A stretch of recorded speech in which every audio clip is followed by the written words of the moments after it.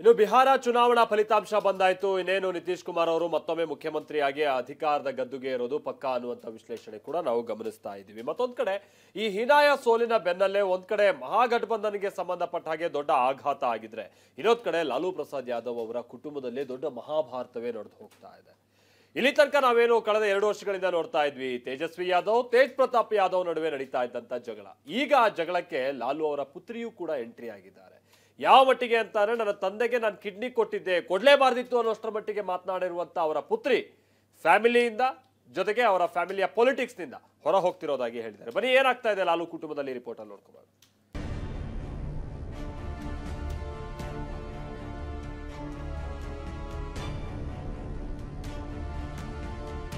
ಬಿಹಾರ ಹೀನಾಯ ಸೋಲಿನ ಬೆನ್ನಲ್ಲೇ ಲಾಲೂ ಕುಟುಂಬದಲ್ಲಿ ಬಿರುಗಾಳಿ. ತೇಜಸ್ವಿ ವಿರುದ್ಧ ಸಹೋದರಿ ರೋಹಿಣಿ ಸಿಡಿಮಿಡಿ. ಮನೆಯೊಂದು 3 ಬಾಗಿಲು.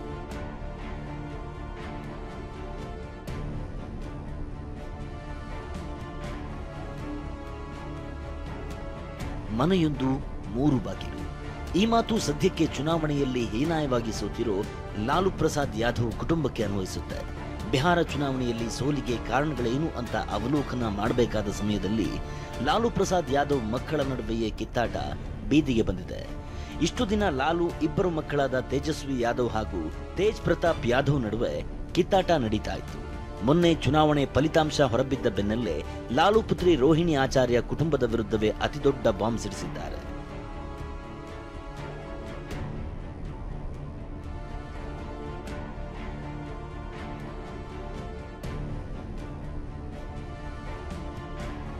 ಚಪ್ಪಲಿಯಲ್ಲಿ ಹೊಡೆಯಲು ಮುಂದಾದ್ರು. ತಂದೆಗೆ ಕಿಡ್ನಿ ಕೊಟ್ಟಿದ್ದನ್ನ ಹೀಯಾಳಿಸಿದ್ರು. ಆರ್ಜೆಡಿಗೆ ಗುಡ್ ಬೈ, ಕುಟುಂಬದಿಂದಲೂ ಔಟ್. ಟ್ವೀಟ್ ಮೂಲಕ ರೋಹಿಣಿ ಅಳಲು.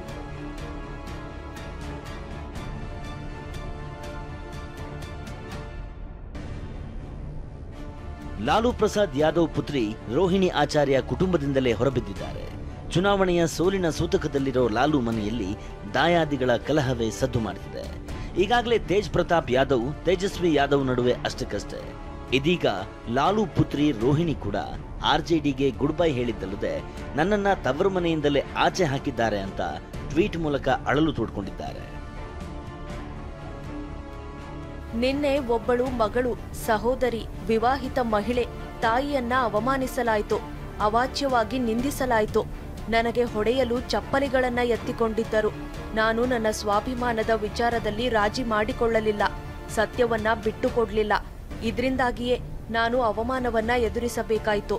ನಿನ್ನೆ ಒಬ್ಬ ಮಗಳು ತನ್ನ ಅಳುವ ಹೆತ್ತವರನ್ನ ಮತ್ತು ಸಹೋದರಿಯರನ್ನ ಅಸಹಾಯಕತೆಯಿಂದ ಬಿಟ್ಟು ಬರಬೇಕಾಯಿತು. ನಾನು ನನ್ನ ತಾಯಿಯ ಮನೆಯನ್ನ ತೊರೆಯಬೇಕಾಯಿತು. ನನ್ನನ್ನ ಅನಾಥಳನ್ನಾಗಿ ಮಾಡಲಾಯಿತು. ನೀವೆಲ್ಲರೂ ನನ್ನ ಮಾರ್ಗವನ್ನ ಎಂದಿಗೂ ಅನುಸರಿಸಬೇಡಿ. ರೋಹಿಣಿಯಂಥ ಮಗಳು ಅಥವಾ ಸಹೋದರಿ ಯಾವುದೇ ಮನೆಯಲ್ಲಿ ಹುಟ್ಟದಿರಲಿ.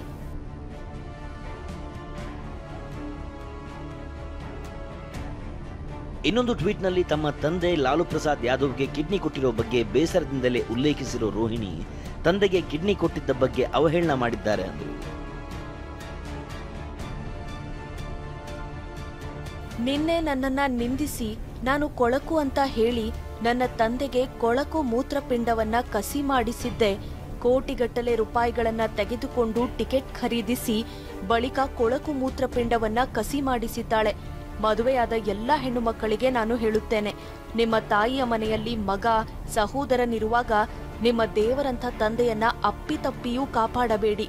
ನನ್ನ ಮೂತ್ರಪಿಂಡವನ್ನ ದಾನ ಮಾಡುವಾಗ ನಾನು ನನ್ನ ಗಂಡ ಅಥವಾ ನನ್ನ ಅತ್ತೆಯ ಅನುಮತಿಯನ್ನ ಪಡೆಯಲಿಲ್ಲ. ದೇವರಂಥ ನನ್ನ ತಂದೆಯನ್ನ ಕಾಪಾಡಲು ಆ ಕೆಲಸವನ್ನ ಮಾಡಿದೆ. ಆದ್ರೆ ಇಂದು ಅದನ್ನ ಕೊಳಕು ಕರೆಯಲಾಗ್ತಿದೆ. ನೀವ್ಯಾರು ನಾನ್ ಮಾಡಿದಂತ ತಪ್ಪನ್ನ ಎಂದಿಗೂ ಮಾಡಬಾರ್ದು. ರೋಹಿಣಿಯಂಥ ಮಗಳು ಯಾರಿಗೂ ಇರಬಾರ್ದು.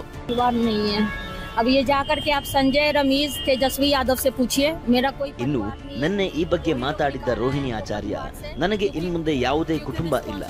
ಏನೇ ಇದ್ರು ಸಂಜಯ್, ರಮೀಜ್ ಹಾಗೂ ತೇಜಸ್ವಿ ಯಾದವ್ ಬಳಿ ಹೋಗಿ ಕೇಳಿ, ನನ್ನನ್ನ ಕುಟುಂಬದಿಂದ ಆಚೆ ಹಾಕಿದ್ದಾರೆ ಅಂತ ಅಳಲು ತೋಡ್ಕೊಂಡಿದ್ದಾರೆ. मेरा कोई परिवार नहीं है। अब ये जाकर के आप संजय, रमीज, तेजस्वी यादव से पूछिए, मेरा कोई परिवार नहीं है।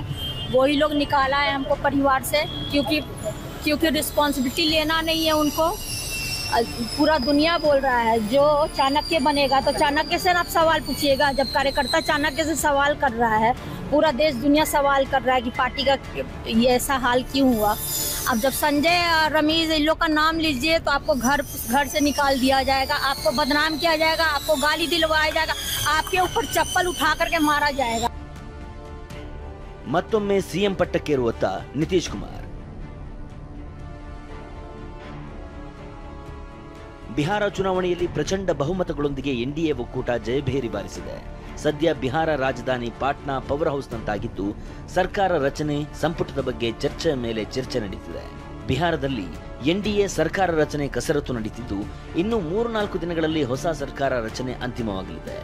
ಎಲ್ಲ ಅಂದುಕೊಂಡಂತೆ ಆದರೆ ನವೆಂಬರ್ 19 ಅಥವಾ 20ರಂದು ನೂತನ ಸಿಎಂ ಪ್ರಮಾಣವಚನ ಕಾರ್ಯಕ್ರಮ ನಡೆಯಲಿದೆ. ಪ್ರಮಾಣವಚನ ಕಾರ್ಯಕ್ರಮದಲ್ಲಿ ಪ್ರಧಾನಿ ಮೋದಿ, ಅಮಿತ್ ಶಾ, ಜೆಪಿ ನಡ್ಡಾ, ಕೇಂದ್ರದ ಮಂತ್ರಿಗಳು, ಬಿಜೆಪಿ ಆಡಳಿತ ರಾಜ್ಯಗಳ ಸಿಎಂಗಳು ಉಪಸ್ಥಿತರಿರಲಿದ್ದಾರೆ. ನಾಳೆ ನಿತೀಶ್ ಕುಮಾರ್ ನೇತೃತ್ವದಲ್ಲಿ ಸಭೆ ನಡೆಯಲಿದ್ದು ತೀವ್ರ ಕುತೂಹಲ ಮೂಡಿಸಿದೆ. ಜೊತೆಗೆ ಸಂಪುಟ ರಚನೆ ಬಗ್ಗೆಯೂ ಕಸರತ್ತು ಜೋರಾಗಿದೆ.